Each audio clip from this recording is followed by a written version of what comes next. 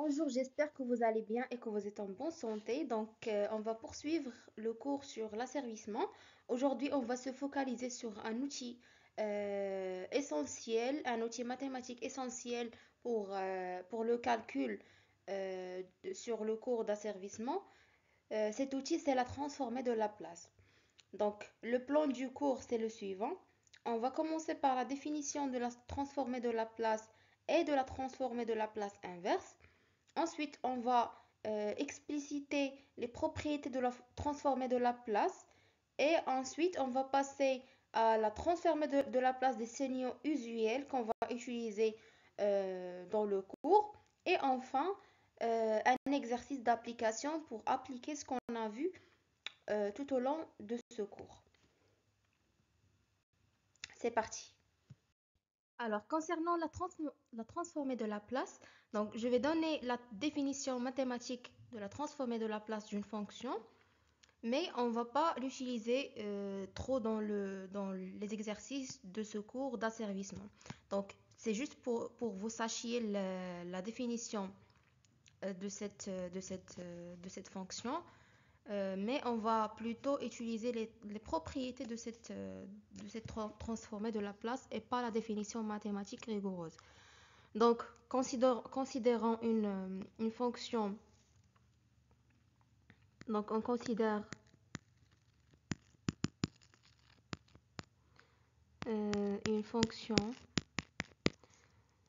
s de t réelle d'une variable réelle.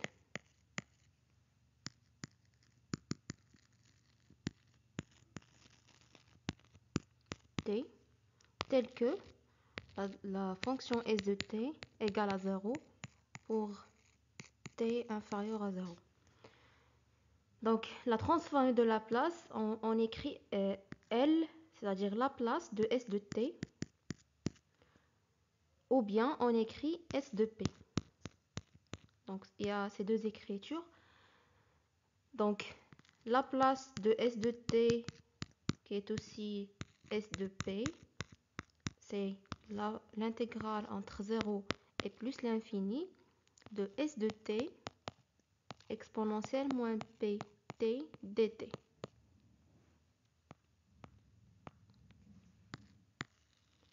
Voilà la définition. Et de même, pour une fonction f de t qui est avec f de t égale à 0 pour t négatif, la place de f de t, c'est f grand F de p. Toujours, on utilise la majuscule pour dire que c'est une transformée de Laplace, qui est égale à l'intégrale entre 0 et plus l'infini de f petit f de t exponentielle moins p dt. Voilà la définition mathématique de la transformée de Laplace. Comme j'ai dit, c'est juste pour que vous sachiez la définition mathématique, mais vous allez utiliser plutôt les propriétés de cette transformée qu'on va voir tout de suite. Alors, la première propriété fondamentale de la transformée de Laplace, c'est la linéarité.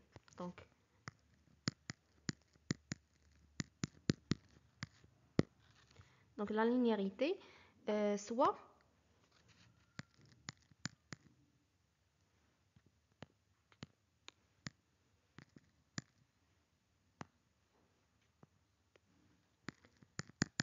f et g, deux fonctions, alpha, bêta, k, des constantes réelles.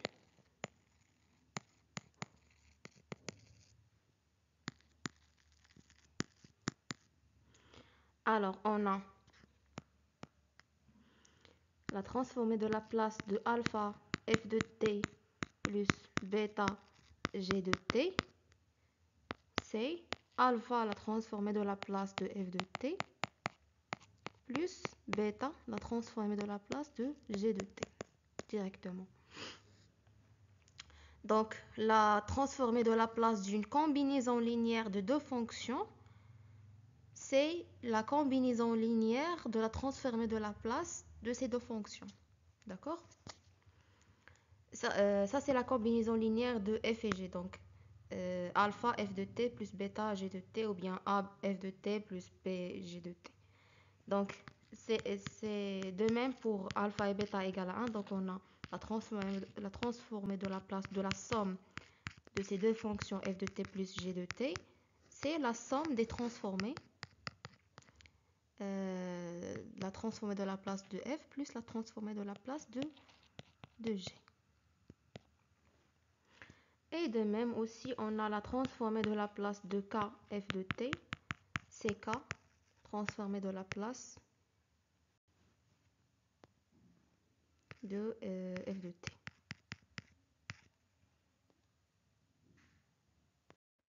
La deuxième propriété qui est très intéressante et très utilisée, c'est la dérivée. Donc, transformer de la place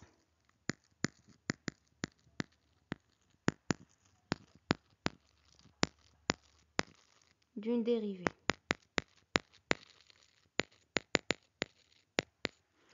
Donc, la transformée de la place d'une dérivée énième de la fonction f de t sur dt énième, c'est p à la puissance n fois la transformée de la place de la fonction f de t. Ça, c'est la transformée de la place de f de t.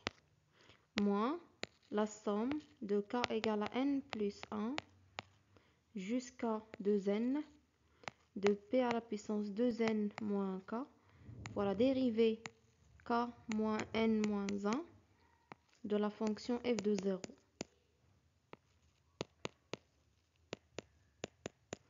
Ça, c'est la première définition.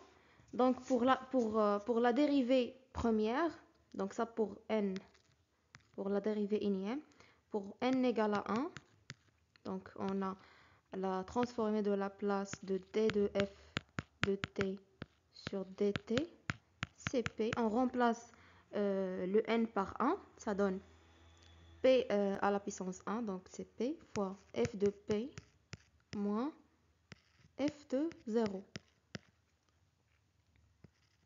Donc ça va donner de k égale à 2 jusqu'à 2, donc k égale à 2 tout court. 2n moins k, ça donne 0. C'est 2 moins 2, ça donne 0.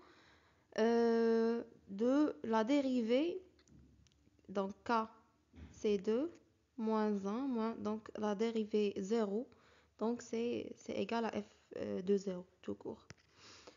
Voilà. Donc par exemple pour n égale à 2, donc la dérivée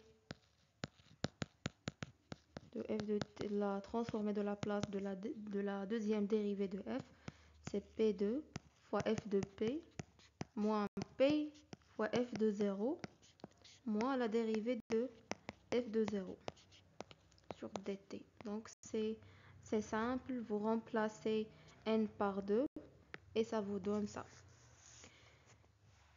Donc, mais dans les cas courants, vous trouvez une indication dans l'exercice qui dit que vous avez des conditions initiales nulles. Initiales nulles. Ça veut dire que vous avez f de 0 égale à 0 et la dérivée de f de 0 égale à 0. Dans ce cas, donc, ça vous donne que la dérivée énième de f de t sur dt égale à p à la puissance n fois f de p. Le deuxième terme s'annule. Ça, c'est si vous avez des conditions initiales nulles. Donc, c'est f de 0 égale 0, d de f de 0 égale 0, d seconde de f de 0 égale 0, etc. Et aussi, vous avez donc la dérivée de la transformée de la place de la dérivée de f de t sur dt. La première dérivée, c'est pf de p. deuxième dérivée, c'est p carré f de p, et ainsi de suite. Donc dans ce cas, si vous avez des conditions initiales nulles, vous remplacez juste le n par la valeur de la dérivée. Quelle dérivée? Si vous avez une dérivée première, c'est p f de p, dérivée seconde p carré f de p, dérivée troisième p3 f de p, etc. Donc ça vous simplifie le calcul, et en général, c'est ce que vous avez utilisé, c'est ça. Toujours. Vous n'allez pas utiliser la première définition. C'est la définition générale, mais vous avez toujours des cas particuliers de conditions initiales nulles.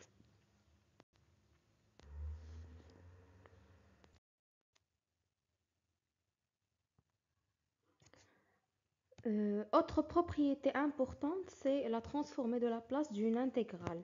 Donc, pour une intégrale, donc la transformée de la place de l'intégrale de f de t dt, c'est la transformée de la place de la fonction f de t sur p. Donc, pour que vous puissiez mémoriser ces propriétés, donc pour une dérivée, donc vous avez une multiplication, donc la p fois f de p. Pour une intégrale, vous avez une division par p. Et ça dépend de la valeur de n de la dérivée ou bien l'intégration. Autre remarque ou propriété, c'est le changement d'échelle.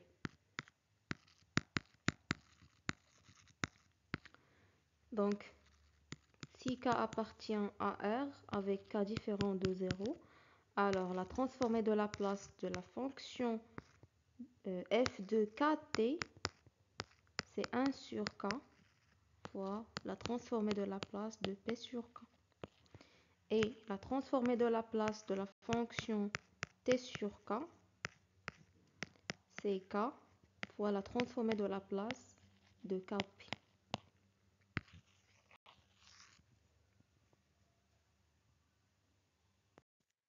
Alors, une avant-dernière propriété, c'est le théorème, c'est ce qu'on appelle le théorème du retard.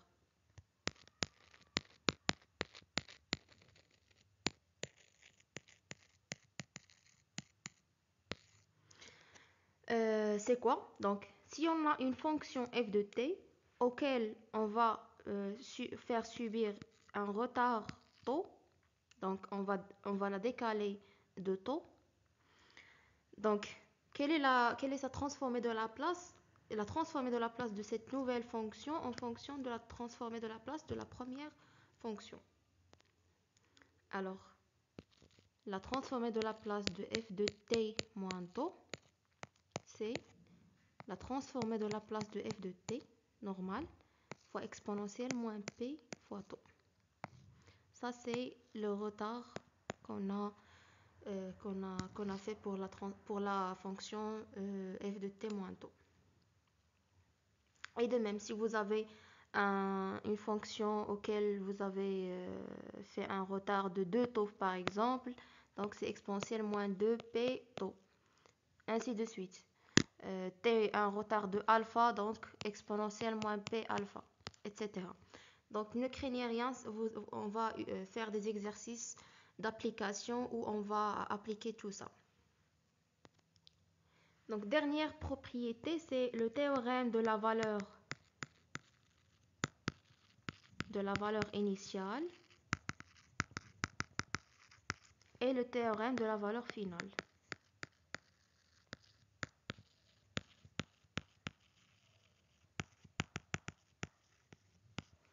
Donc le théorème de la valeur initiale, donc la limite quand t tend vers 0 plus de f de t égale à f de 0 plus égale à la limite quand p tend vers plus l'infini de p f de p.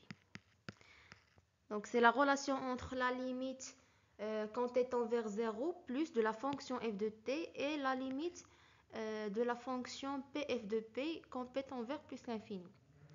Et de même, la limite quand t tend vers plus l'infini de f de t, c'est égal à la limite quand p tend vers 0 de p f de p.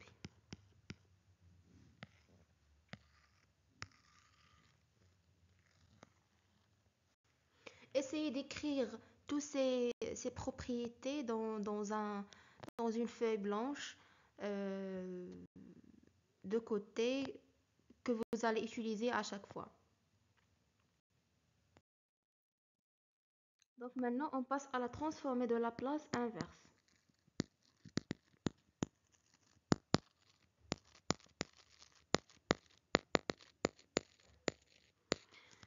Donc de même qu'on peut calculer une transformée de Laplace à partir d'une fonction réelle, on peut trouver l'origine de cette fonction réelle à partir de sa transformée de Laplace.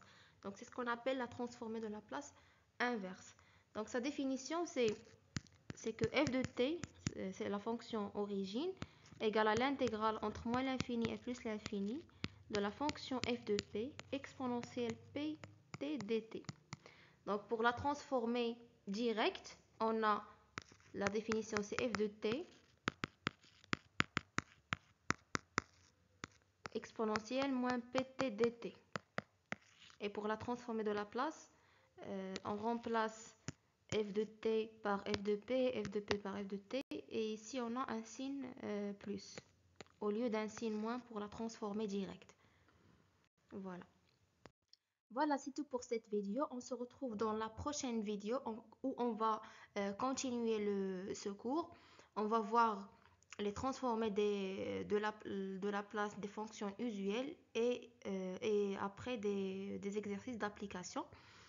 Voilà, n'hésitez pas à vous abonner à la chaîne et à me laisser surtout vos commentaires. Et à la prochaine.